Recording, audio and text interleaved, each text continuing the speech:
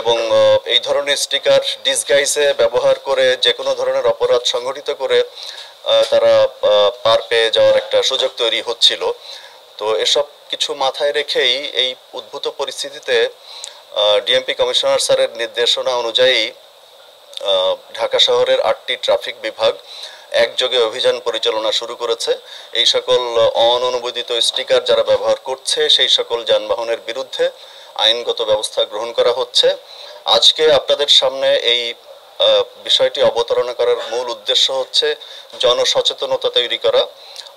নগরবাসীকে DMP traffic বিভাগের পক্ষ থেকে আমি বিনীত অনুরোধ জানাবো এই ধরনের অননুমোদিত স্টিকার যেন ব্যবহার থেকে বিরত থাকে এবং সরকারি বিভিন্ন সংস্থার নামে যে সকল স্টিকার ব্যবহার করেন, দেখা যাচ্ছে আমারই আত্মীয় স্বজন আমার পুলিশের স্টিকার ব্যবহার করছে, পুলিশের সদস্য আত্মীয় স্বজন পুলিশের স্টিকার ব্যবহার করছে, বা বিভিন্ন সংস্থার আত্মীয় স্বজন ইভেন তাদের সঙ্গে কোনো কানেকশন নেই, এ ধরনের ঘটনাও ঘটেছে।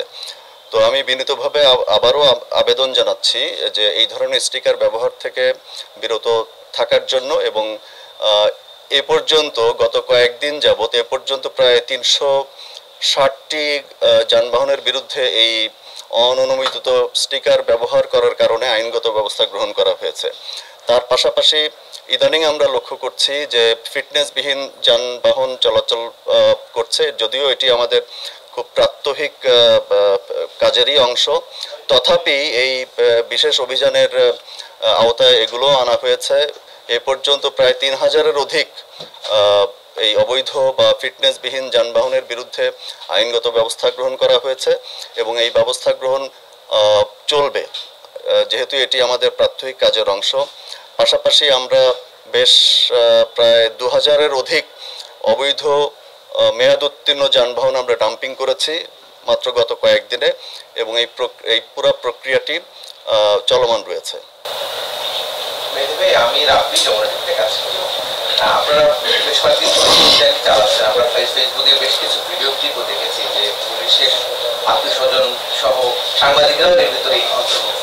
কারোর বিরুদ্ধে কোনো ব্যবস্থা নিয়েছেন কি বা কোনো ব্যবস্থা নেওয়া হয়েছে? এরকম পাল্টাকে শুধু সতর্ক দিয়ে আমরা মামলা দেওয়া না, এটি প্রত্যেকটি যানবাহনের বিরুদ্ধেই আমরা আইনগতভাবে মামলা দিচ্ছি, জরিমানা করছি। তার পাশাপাশি যে সকল সংস্থার বা যে সকল প্রতিষ্ঠানের স্টিকার ব্যবহার করা হচ্ছে, কে ব্যবহার করছে এবং এটি ওই ব্যবহারকারীর সঙ্গে ওই সংস্থার বা ওই প্রতিষ্ঠানের কোন কর্মকর্তা বা কর্মচারীর সঙ্গে কানেকশন রয়েছে, কার আত্মীয় স্বজন, সেটি বিশদ উল্লেখ করে আমরা সংশ্লিষ্ট কর্তৃপক্ষকে চিঠি দেওয়ার ব্যবস্থা করছি।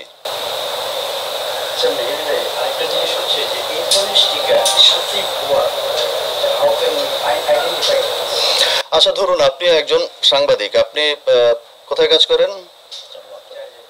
জায়দিন। আপনি আপনার ব্যক্তিগত গাড়িতে যদি জায়দিনের স্টিকার লাগান, তাহলে তো এটি তো মানে জায়দিনের স্টিকার ব্যবহার করার অর্থ কি যে এই যানবাহনটি জায়দিন পত্রিকার, কিন্তু আপনি আপনার ব্যক্তিগত কাজে বা আপনি আপনার কোনো আত্মীয় স্বজন এই স্টিকারটি ব্যবহার করছে তার ব্যক্তিগত যানবাহনে, তো এটি নিশ্চয়ই অবৈধ। এবং আমরা এই ধরনের যে কোনো ধরনের, আমরা ধরুন যে কোনো একটা সিভিল গাড়িতে যদি পুলিশ লেখা দেখি, আমরা তৎক্ষণাৎ গাড়িটি থামিয়ে জিজ্ঞাসা করি যে আসলে গাড়িটি কার এবং এই গাড়িটির মালিক কি পুলিশ নাকি অন্য কোনো ব্যক্তি মালিকানাধীন। যখনই আমরা দেখছি যে এটি তার পার্সোনাল কার বা পার্সোনাল ভেহিকেল, তো সেই ক্ষেত্রে আমরা আইনগত ব্যবস্থা গ্রহণ করছি। আমি যতটুকু জানি প্রত্যেকটা সরকারি, বেসরকারি, আধা সরকারি বা স্বায়ত্তশাসিত প্রতিষ্ঠানে আপনার এই স্টিকারের একটা অনুমোদন আছে, অনুমোদিত স্টিকার।